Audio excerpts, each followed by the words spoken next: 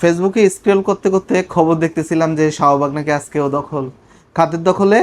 আজকে হচ্ছে আরেক আন্দোলনকারী গ্রুপ, সেটা হচ্ছে বুয়েটের বাংলাদেশ প্রকৌশল বিশ্ববিদ্যালয়ে যারা বিএসসি ইঞ্জিনিয়ার আছে তাদের দখলে।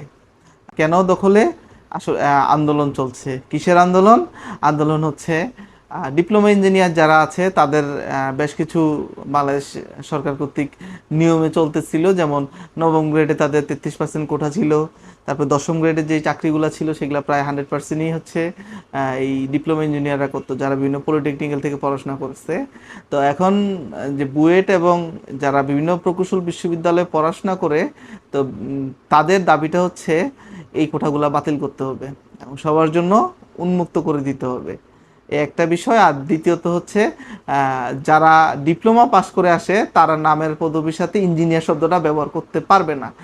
যদি বাংলাদেশে ইঞ্জিনিয়ার শব্দটা ব্যবহার করতে হয় অবশ্যই তাকে বিএসসি পড়াশোনা করতে হবে। তো এখন দুই পক্ষের দুই ধরনের মতবাদ রয়েছে। এখন দেখি সরকার এই এই জায়গাটাতে কিভাবে সিদ্ধান্ত নেয়। তবে দেখেন বুয়েটের মতো জায়গায় তারা আসলে তাদের পড়াশোনা করার পর বেশিরভাগই দেশের বাইরে কর্মক্ষেত্রে চলে যায়। আমাদের দেশে খুব একটা ওরকম পরিবেশই নাই যে তাদের জন্য আসলে ওরকম মানসম্পন্ন কাজের ব্যবস্থা করার। অনেকেই আছে এখন দেখা গেছে যে বিসিএস বা প্রশাসনিক জবগুলো করতেছে। আমার এক ফ্রেন্ডই হচ্ছে পুলিশে জয়েন করলো বিসিএস ক্যাডারে। তো এই হচ্ছে বুয়েটিয়ানদের অবস্থা। এখন দেখেন তারা নবম দশম গ্রেডের চাকরির জন্য ফাইট করতেছে। তো দেশের চাকরির অবস্থা কতটা টালমাটাল। তো এই ক্ষেত্রে আসলে তো এক পক্ষের দাবি থাকবেই, আবার অপর পক্ষকেও সুযোগ দিতে হবে। সব কিছু মিলে গভর্নমেন্ট এই জায়গাটা একটা ভাববে।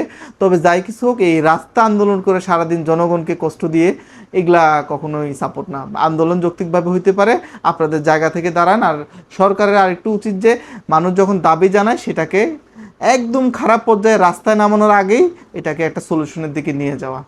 ধন্যবাদ।